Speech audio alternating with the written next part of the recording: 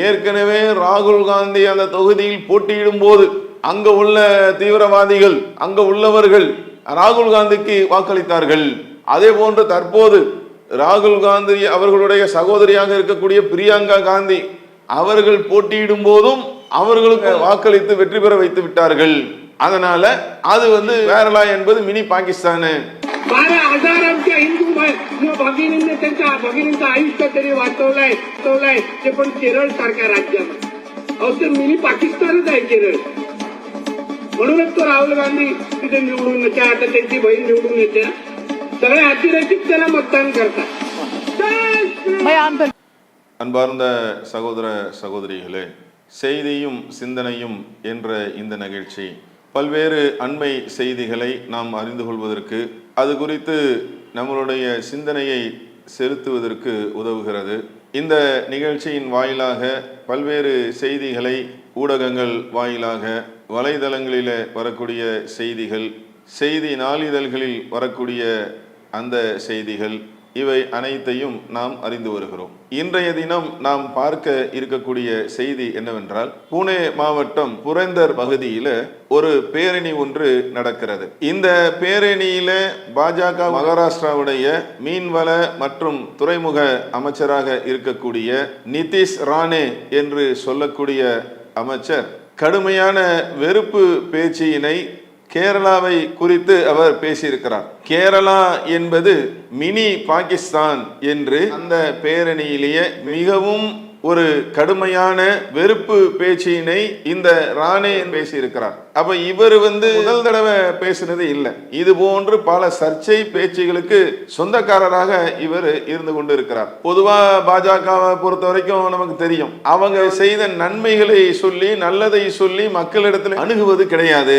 ஏன்னா நல்லது செஞ்சிருக்கணும்ல, மக்கள்கிட்ட அணுகணும் அப்படின்னா நாங்கள் இதையெல்லாம் செய்திருக்கிறோம் அப்படி சொல்றதுக்கு ஒண்ணு வேணும்ல.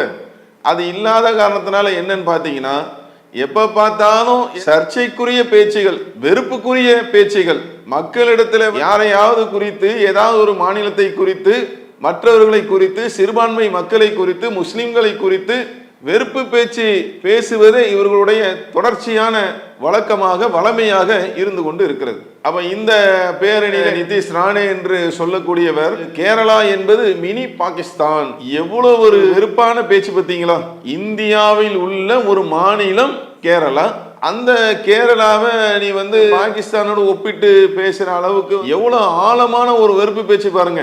மக்கள் மனதில எந்த ஒரு வெறுப்பை விதைப்பதற்காக இது போன்று பேச்சினை, இந்த வார்த்தையினை இவர்கள் சொல்லுகிறார்கள். நம்ம நாட்டில் உள்ள, இந்தியாவில் உள்ள ஒரு மாநிலமாக இருக்கக்கூடிய கேரளாவை குறித்து இவர்கள் இப்படி இந்த செய்தியை பேசியிருக்கிறார். அதோடு மாத்திரம் இல்லாம அதுக்கு என்ன காரணமா, ஏன் கேரளா குட்டி பாகிஸ்தான் தெரியுமா? ஏற்கனவே ராகுல் காந்தி அந்த தொகுதியில் போட்டியிடும் போது அங்க உள்ள தீவிரவாதிகள், அங்க உள்ளவர்கள் ராகுல் காந்திக்கு வாக்களித்தார்கள். அதே போன்று தற்போது ராகுல் காந்தி அவர்களுடைய சகோதரியாக இருக்கக்கூடிய பிரியங்கா காந்தி அவர்கள் போட்டியிடும் போதும் அவர்களுக்கு வாக்களித்து வெற்றி பெற வைத்து விட்டார்கள். அதனால அது கேரளா என்பது மினி பாகிஸ்தான். 12,000 हिंदू भगिनींनी त्यांच्या भगिनींचं आयुष्य तरी वाचवलंय ते पण केरळ सारख्या राज्यात मिनी पाकिस्तानच आहे केरळ. म्हणूनच तो राहुल गांधी तिथे निवडून येते, आता त्यांची बहीण निवडून येते, सगळे अतिरेकी त्याला मतदान करतात. ஒரு தொகுதியில போட்டியிட்டு வெற்றி பெற்று விட்டால் இவர்களுடைய பார்வை பார்த்தீங்களா? இவர்கள் யாரை எதிர்க்கிறார்களோ அல்லது இவர்களை யார் எதிர்க்கிறார்களோ அவர்கள் ஒரு தொகுதியில போட்டியிட்டு வெற்றி பெற்று விட்டால் அங்க உள்ள மக்கள்லாம் அவங்களாம் தீவிரவாதிகள். என்ன பார்வை பார்த்தீங்களா? நீங்களதான் பல்வேறு இடங்கள்ல போட்டியிடுகின்றீர்கள், சில இடங்கள்ல தொடர்ச்சியாக வெற்றி பெறுகிறீர்கள். உங்களை யாராவது இந்த மாதிரி சொல்றாங்களா? நாட்டு மக்களை குறித்து, ஒரு மாநில மக்களை குறித்து என்ன கருத்து சொல்றாரு பார்த்தீங்களா? கேரளா மாநிலத்தில் வாழக்கூடிய அந்த மக்களை குறித்து இவர் என்ன கருத்தை சொல்றாரு? இவருக்கு தேவையில்லாத வேலை இது. இவர் இருக்கிறது மகாராஷ்டிரால. அங்க ராகுல் காந்தி அவங்களும் பிரியங்கா காந்தி அவங்களும் ஜெயிச்சதுனால அங்க உள்ள மக்கள்லாம் இவர் கண்ணுக்கு என்னவா தெரியுது? இது போன்ற வார்த்தையை பயன்படுத்தக்கூடியவராக இவர் இருக்கிறார். பொதுமக்களாக இருக்கக்கூடிய நமக்கு பல்வேறு கேள்விகள் எழுகிறது. இந்தியாவுடைய தேர்தல் கமிஷன் அவங்க தானே எலெக்ஷன் நடத்துறாங்க, முறைப்படி தானே தேர்தல் நடக்குது. அங்க முறைப்படி தானே ராகுல் காந்தியை நின்றாங்க, அதுபோன்று பிரியங்கா காந்தி அவர்களும் நின்றார்கள். முறையாக தேர்தல் நடத்தப்பட்டு ஓட்டுகள் எண்ணிக்கை நடத்தப்பட்டு தேர்தல் முடிவுகள்லாம் வெளியில வந்துச்சு. அது மட்டும் இல்லாம இங்க மத்திய அரசுடைய ஒரு பிரதிநிதியாகத்தான் இவங்க அனுப்பிதானே வைக்கிறாங்க கவர்னரை. கேரளால ஒரு கவர்னர் இருக்காரா இல்லையா? அப்ப அவர் மத்திய அரசாங்கத்துடைய ஒரு பிரதிநிதியாகத்தானே இருக்கிறாரு. இது போன்று பேசுவது என்பது இவர்களுக்கு புதிது இல்லை. இந்த மாதிரி ஏதாவது ஒண்ணு மக்கள் மன்றத்துல விதைத்து வரலாறை நீங்க எடுத்து பாத்தீங்க அப்படின்னா முழுக்க முழுக்க வெறுப்பு பேச்சு, சர்ச்சைக்குரிய பேச்சு, இதுதான் இவர்களுடைய மூலதனமாக இருக்கிறது. அப்ப இந்த மாதிரி ஒன்னதான் என்ன செய்யறாரு இவரு சொல்லி இருக்கிறார். இதற்கு கடுமையான எதிர்ப்புகள் கிளம்பி கொண்டு இருக்கிறது.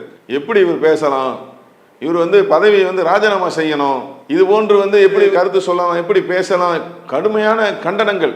சிவசேனாவிலேயே யூபிடி அப்படின்னு ஒண்ணு இருக்கு, அவங்க கண்டிக்கிறாங்க. அதே போல பாத்தீங்க அப்படின்னா காங்கிரஸ், என்சிபி என்று சொல்லக்கூடிய அவங்க, மகா விகாஸ் அகாடி என்று சொல்லக்கூடிய அவங்க, இப்படி பல்வேறு எதிர்கட்சிகள் இதை கண்டிக்கின்றார்கள். இதுல யூபிடி அதனுடைய தலைவர் சொல்றாரு, இந்த பேச்சு இருக்குல்ல இது தேர்தலில் தோத்துட்டாங்கன்னா அதனுடைய பிரதிபலன் தான் இது என்று அவர் கண்டிக்கும் விதமாக சொல்லுகிறார். எங்க ஒரு ஜனநாயக நாட்டில் தேர்தலில் நிற்பாங்க, மக்கள்கிட்ட போய் வாக்கு சேகரிப்பார்கள், தங்களுக்கான ஆதரவு கோருவார்கள். மக்களாட்சி நாடு இது. அங்க மக்களை யாரை விரும்புறாங்களோ அவங்க தான் ஆட்சிக்கு வருவாங்க.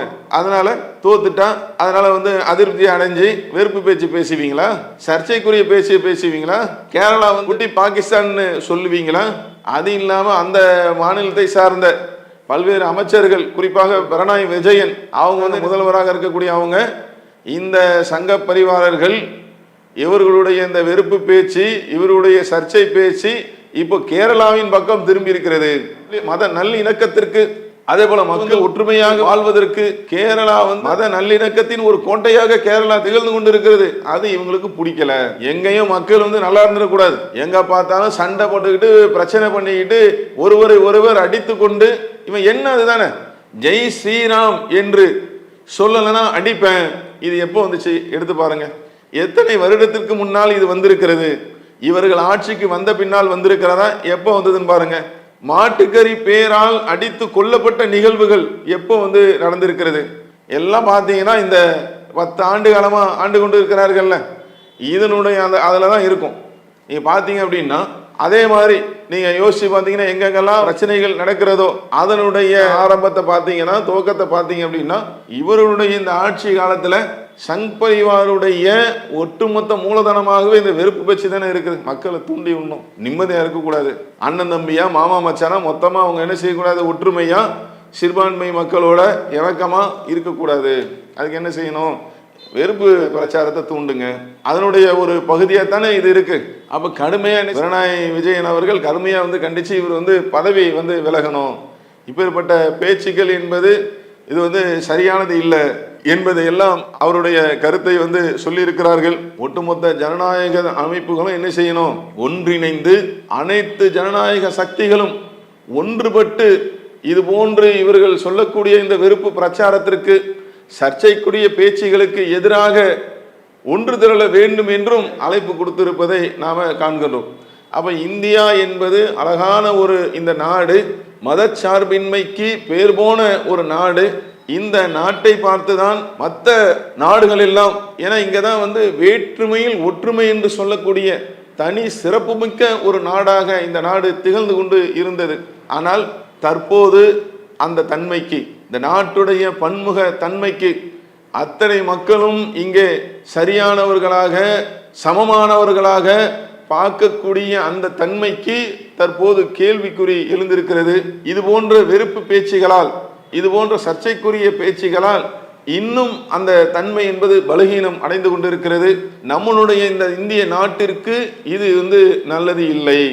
ஏன்னா இங்க எல்லாரும் மக்கள்லாம் மொத்தமா வாழ்றோமா, சிறுபான்மை மக்கள் பெரும்பான்மை மக்கள் எல்லாரும் மொத்தமா அண்ணன் தம்பிகளாக மாமான் மச்சானுகளாக வாழ்ந்து கொண்டு இருக்கிறோம்.